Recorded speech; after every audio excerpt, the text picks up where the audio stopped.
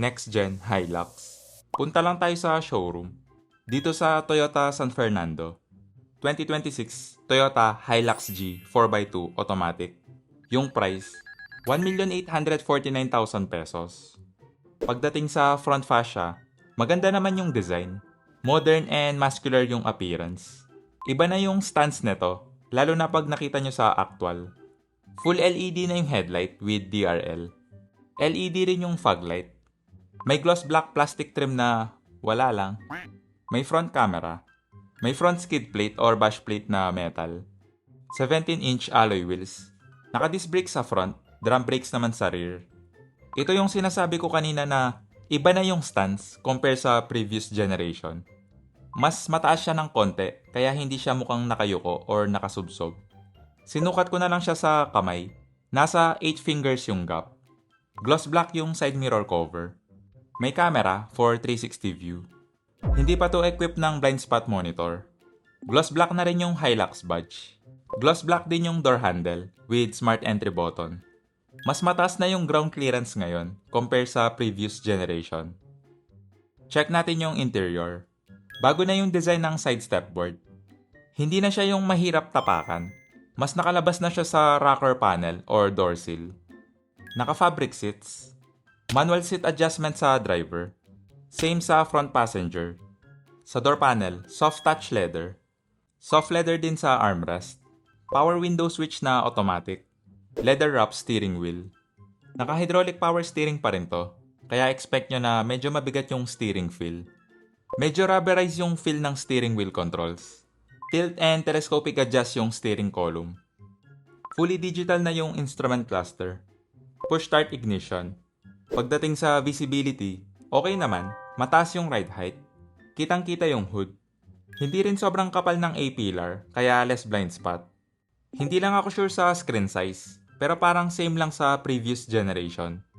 Wala nga lang physical button or volume knob. Manual climate control. Downgrade to compare sa previous G model. Para sa ganitong price range, mas okay siguro kung naka-dual zone climate control. May 2 USB-C port at wireless charging pad. May eco, normal, and sport mode. 6-speed automatic transmission. Iba na yung gear shifter.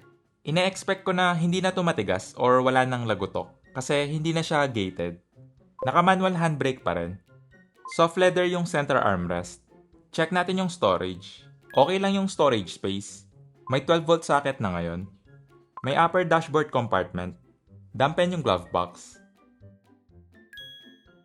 Walang vanity mirror yung sun visor. Pero sa front passenger, meron. LED na yung map light. May cup holder pa rin sa baba ng AC vent. Iset ko lang yung driver seat sa driving position ko. Check natin yung back seat. For reference lang, 5'7" yung height ko. Fabric seats. Sa door panel, hard plastic. Soft leather naman sa armrest. Power window switch na automatic. May grab handle pa rin sa B-pillar.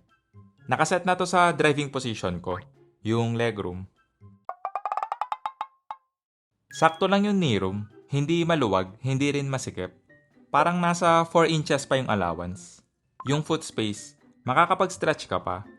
Hindi nga lang flat yung floor, mataas din yung hump. May 2 USB-C port at storage. Sakto lang yung foot space sa middle seat, makakagalaw ka pa ng konti. Pagdating sa seating position, okay lang kasi hindi naman matigas yung upuan. Yung headroom, nasa 3 to 4 inches pa yung allowance. Okay din yung seating position, hindi siya upright or 90 degrees. Check natin yung truck bed. Maganda yung bagong design ng tailgate. Modern and muscular yung appearance. Integrated tailgate spoiler na yung design for sportier look. Naka-under-rail bed liner, kaya mas clean look. Full LED yung taillight. May reverse camera. Parking sensor. Gusto ko tong engraved Toyota lettering. No need maglagay pa ng sticker. Equip na rin to ng tailgate assist, kaya magaan. Mas magaan pa siya ngayon compare sa previous generation. Ganito naman yung size ng bed. Hindi lang ako sure, pero parang same size lang sa old model. Check natin yung spare tire. Naka-steel rim. Equip na rin to ng rear corner step. Pagdating sa suspension, mas okay siguro kung matest drive to. Pero wala nga lang available na unit for test drive. Napansin ko lang na parang same lang yung configuration ng lip spring sa old model. Naka-shark fin antenna na gloss black. Check natin yung engine bay. 2.8 liter turbocharged diesel engine. Ito yung maganda ngayon. Mas malaki na yung engine displacement kahit na 4x2. Based sa engine specs, siguradong maganda yung performance nito. Mas powerful din to compare sa ibang top of the line ng ibang brand. Palike na lang and subscribe. Paalam.